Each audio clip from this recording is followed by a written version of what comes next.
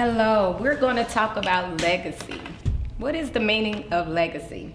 The definition of legacy is something that is passed on, but legacy can take many forms. A legacy may be of one's faith, ethnics, and core values. A legacy may be monetary or your assets. A legacy may come from one's character, reputation, and a life you lead, setting an example for others to guide their futures. And today we are here recording a legacy video with my amazing parents, the Honorable Bishop William Johnson and the beautiful First Lady Ruth Johnson. I'm gonna make some noise because they made me. So today I'm going to be asking you all different questions, and this is so we can have a memory and history for many, many years from now when you all go to glory. You all still have like another 100 years.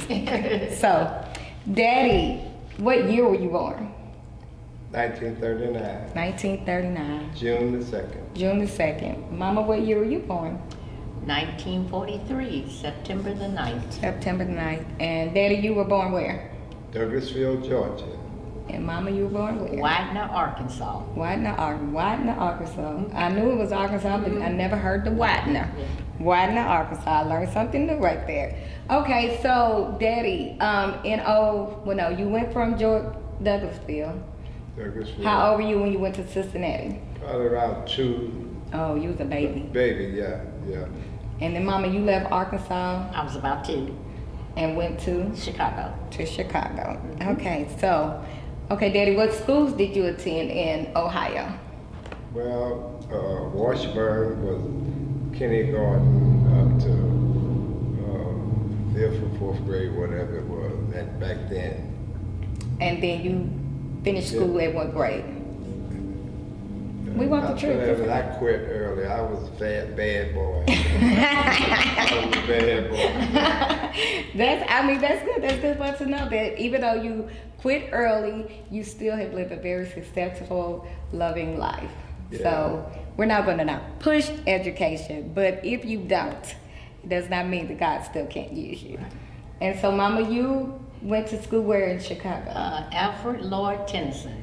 Alfred Lord Tennyson. That was my grammar school. And then I went to John Marshall High School for 2 years. And my last 2 years, I went to Crane Technical High. Now, how do you remember all this? Ain't no way I remember all that. That was a lot. No problem at all. Okay, so, because one thing that we want to ask, do you all remember your grandparents? No, I don't. I didn't. My grandparents were on my father's side. Yes, but on my mother's side, they were already dead. So what do you remember about your grandparents?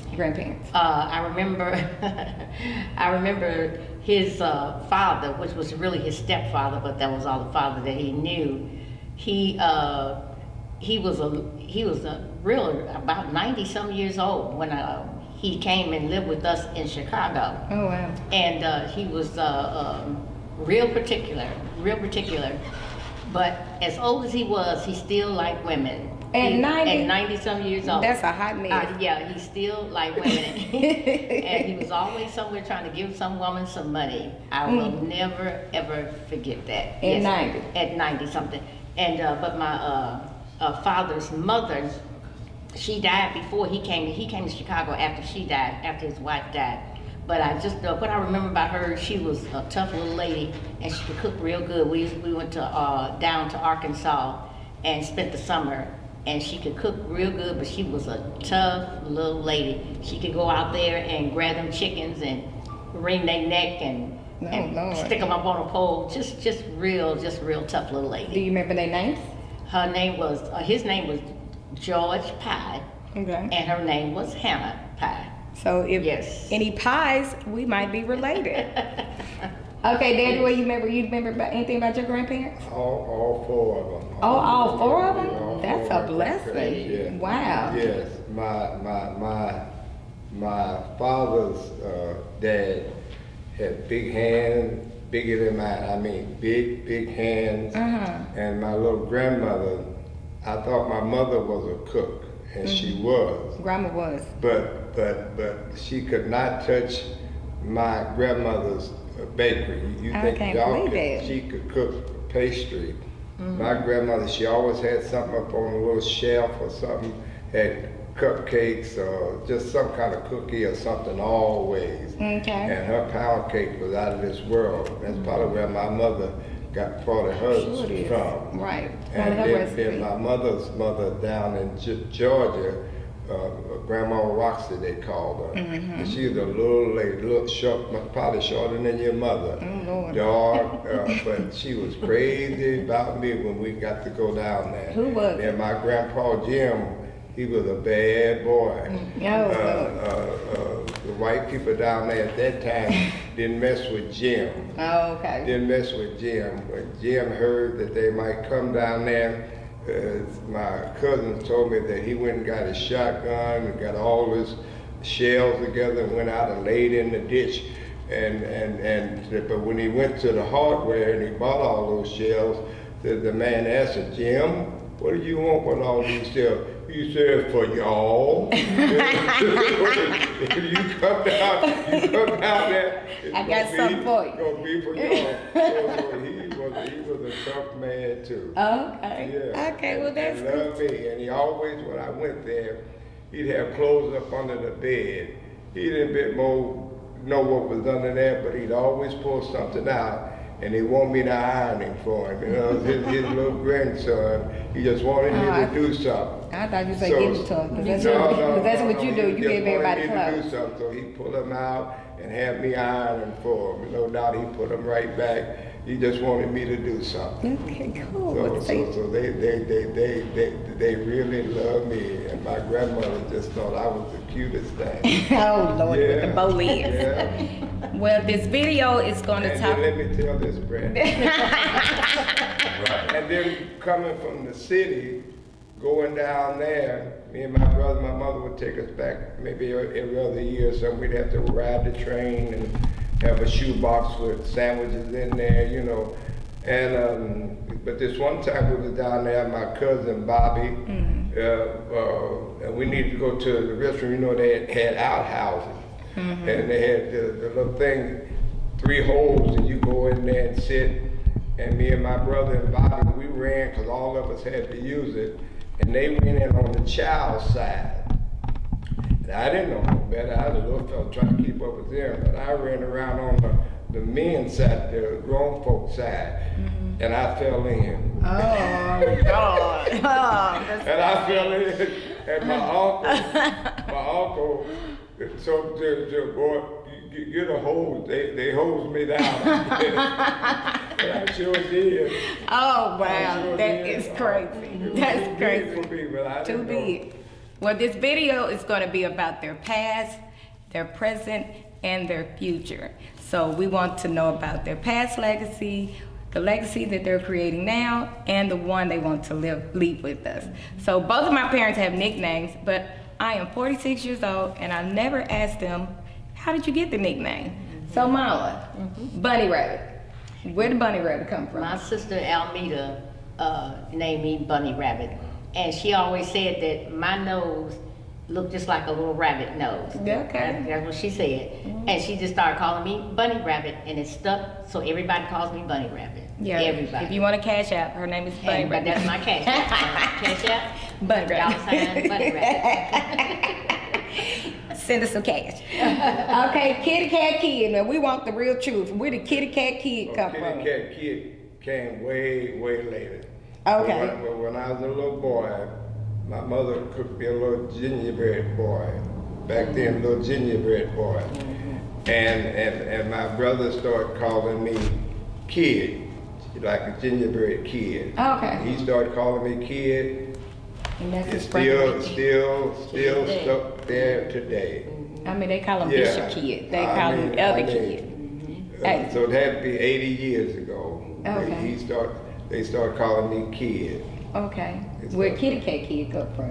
Where Kitty Cat Kid come from a club in Cincinnati. This here was before I met the Lord. I go in the club. sometimes I walk the bar. Oh, wow. I was so crazy, I was so messed up. I go in there, I might even walk the bar. Oh, Jesus. Jesus. Yeah, and so they started calling me Kitty Cat Kid. I had a little rep, but I'm so glad. When I came up, we didn't have no guns. Yeah. Well, no guns nowhere. In fact, when I went in the Army in '57, and went on that rifle range, and they had us all laying up there, and when they would start shooting, I thought I had shot. Because the fella next to me, and I hadn't done nothing, but I didn't know, I thought I had shot. And I never could learn. Some of them boys, them poor boys that's been around and been in the country, been raised in the country and had guns and shoot rabbits and this and that. I never did qualify. Oh, Lord. They had me out there on the weekend trying to get me to qualify. I never did qualify. So when I had to move and went to Texas, I went to Fort Knox, Kentucky. Then after basic training, I went to Houston, Texas, San Antonio, Texas for medical training. Okay. But for shooting, I never did learn how. Well, we glad you didn't learn how to shoot. Yeah, but I'm glad that we didn't have them growing up, because I had a little kid had a little reputation. Because back then, when you sucker punch a guy, argue with him, before you know it, y'all standing there talking, bam! Oh, Lord. You sucker punch a guy. So I had a little reputation, so no doubt in my mind, if we'd have had guns back then, somebody shot me in the back of the head. Oh, I wouldn't be here. Because I had a little reputation. Oh, yeah, I had a little reputation. Oh, Lord. Yeah, and my old friends that call me every year. Frog? Frog and Landis from Cincinnati call me every year on my birthday. They do. How you doing, kid? You know, they 80 and 72, Yeah, and we I got think I might be a couple years older than both of them, but. We got to meet them last Anyway, year. We had a yeah. surprise party for my dad in Ohio. I was able to pull all of our family together, and we got some of his old friends, and if I find some of those pictures, we'll share them. But it was so cool. They went to elementary school together, and all of them was crying like babies. So I'm gonna find those pictures. So also, okay, so then let's ask, how many siblings do you have, Mother? Yes. It was 9 of us. Okay. But now it's only 4 of us left, 2 girls and 2 boys. But what's everybody's name? From the oldest? From the oldest, my oldest brother, which was Willie, his name was Willie James Goodlow. He was named after my father. Then my brother Thaddeus, then my brother Jerry, and then me. Okay. Then my brother Lee Ernest, my brother Paul, my brother Purvis, then my sister Almeda, and my brother Myron. That wasn't 10? No, it was 9 of us. Oh, I thought it counted 10. It was 9 Okay, of us. okay. It was 9 of us. And 7 boys and 2 girls. And this is you. This is actually Yes. my mom. Yes, and this is this is my oldest brother. He was killed in 1958 in a car accident. He had been over in Okinawa in the service. It was 5 of them all together, and they had been over in Okinawa, and they got back to the United States, and one of the boys bought a car, and he was going to drop each one of them off in the state that they lived in, and they got as far as the Oklahoma Turnpike. And they must have went to sleep or something because they were trying to get back home. And they had a car accident and all 5 of them were killed. Oh, wow. All 5 of them. And that was my oldest brother. He was killed. Then this was my other brother. This is Thaddeus. He just died in 2020 from COVID. And then this is my brother Jerry. He died in 2009 from a heart condition. And that's me. And my mother was so happy because she had another baby, but he was stillborn, but he was a boy too. And she had 4 sons. And she wanted a little girl so bad. So that's me with my little bonnet on.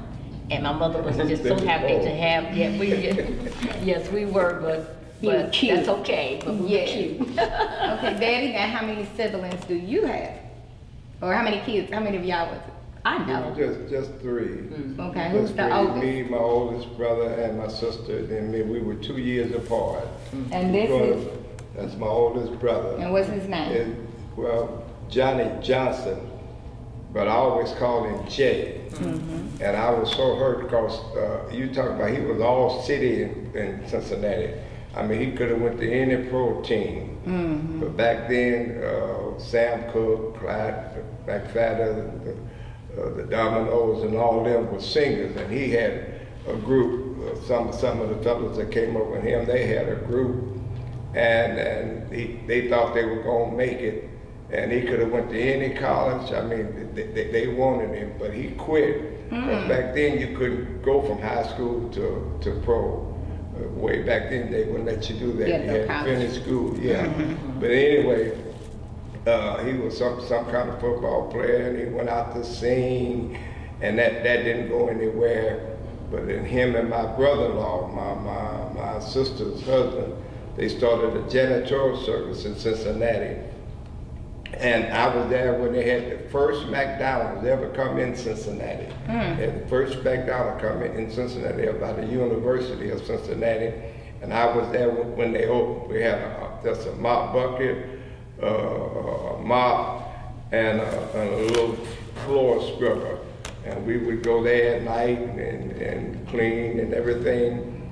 But they were so faithful to the church, to Bethlehem Temple under Bishop Young. They were so faithful, and they never would let the saints that began to work for them work on Sundays or either church nights, and they were faithful. And because of their faithfulness, they began to grow and grow and grow, and they grew so big they started having school districts. They got whole school districts. They just made money. Then they had them in Phoenix and here and there, and both of my brother and brother-in-law became millionaires, and they would have made me a partner, but I got a urge from the Lord to come to Tennessee because I had came down through here and heard how people were being treated and everything, and I felt like the people of God shouldn't be treated like that. So I moved away and came down here because they were way more biblical than I were. But they didn't want to leave Cincinnati. They didn't want to leave their business, you know what I mean? That's their money, so man. my pastor came and said, and my brother-in-law told my pastor when they tried to get somebody to come, and my brother-in-law said, I know who will go. BJ will go. They call me BJ. I said, BJ will go. So he told me about it, and me and my friend, Elder Smith, we started coming down here and to Tennessee, and then I decided to move here. And that's how we are still to move here. That's how we got our start down here. So now, yeah. Next question: how did y'all meet? Who? You and Me. Mama. Your grandmother was smart. My grandmama was smart. She was very smart.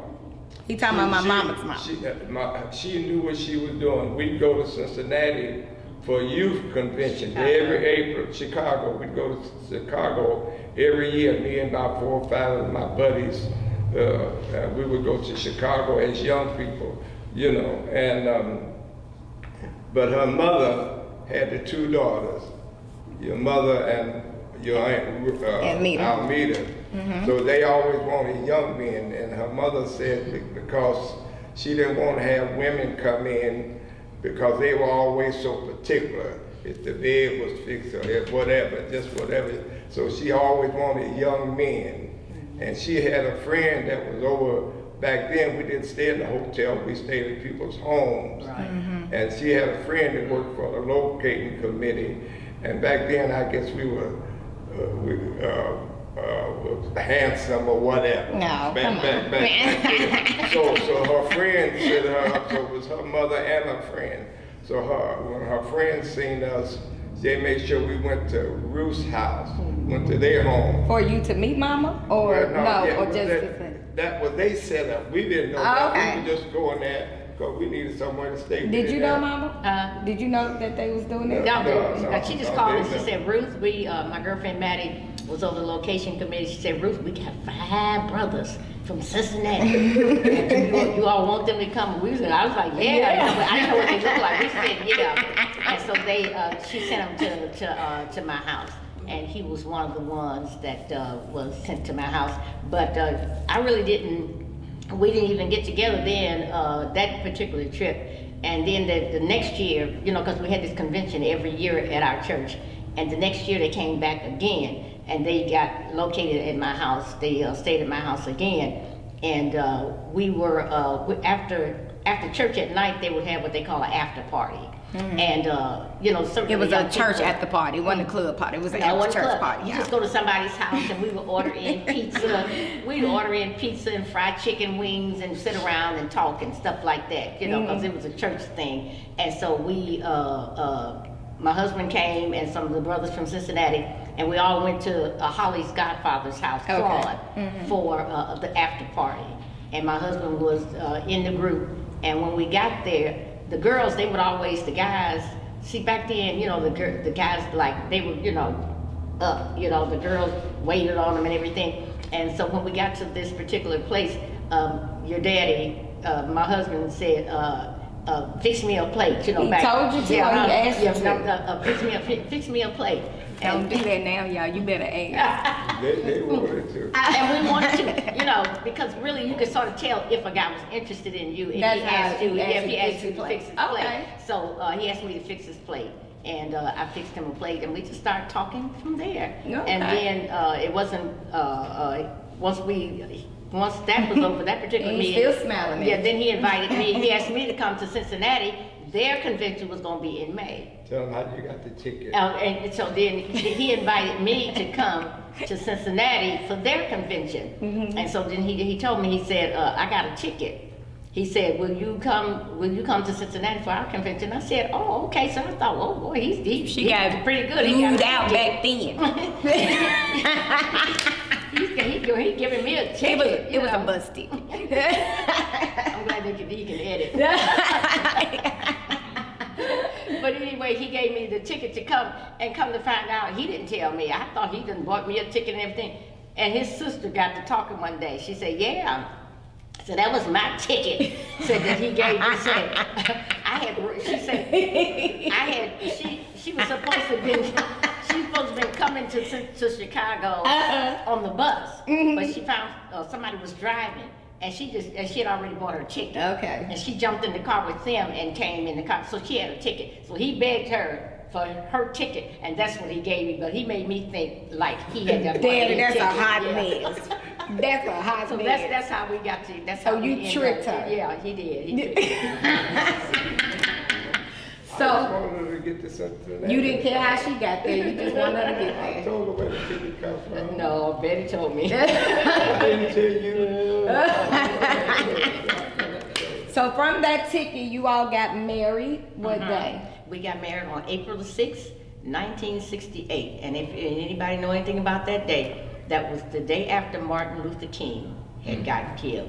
Yeah. And it was just terrible because I had all these people that were supposed to be coming to the wedding, and when after Martin Luther King got killed, I know you all know the story, they was burning the city down. I mean, as far as you could see, it was just fire. Everybody's, the houses, the restaurants, furniture, everything was on fire. And I was crying my head off.